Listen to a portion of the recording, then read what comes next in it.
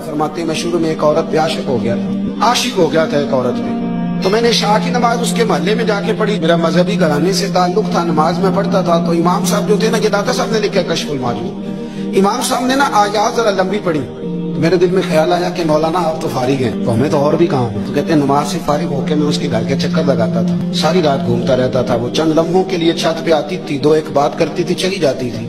हद ये है कि मुझे कभी उस पर गुस्सा भी नहीं आया और उसका इंतजार करके कभी मैं थका भी। ये दाता साहब लिख रहे हैं।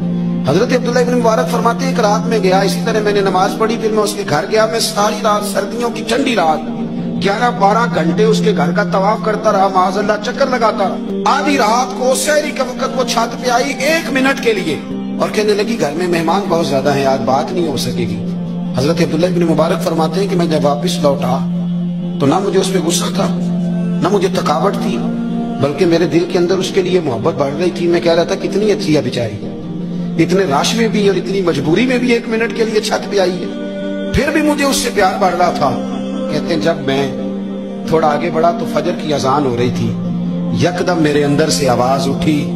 मैंने कहा अब्दुल्ला, अगर तू एक औरत के लिए सारी रात खड़ा रहता है, ना थकावट होती है, ना गुस्सा आता है, बल्कि प्यार बढ़ता है, अगर औरत के लिए बंदा खड़ा रह सकता है तो रब रसूल के लिए भी खड़ा रह सकता है। फरमाते मैंने तौबा कर ली और फिर मेरा हाल ये है कि वो तौबा की और फिर 60 साल गुजर गए, सारी रात मुसल्ले पे खड़ा रहता हूँ, मुझे कभी थकावट नहीं हुई।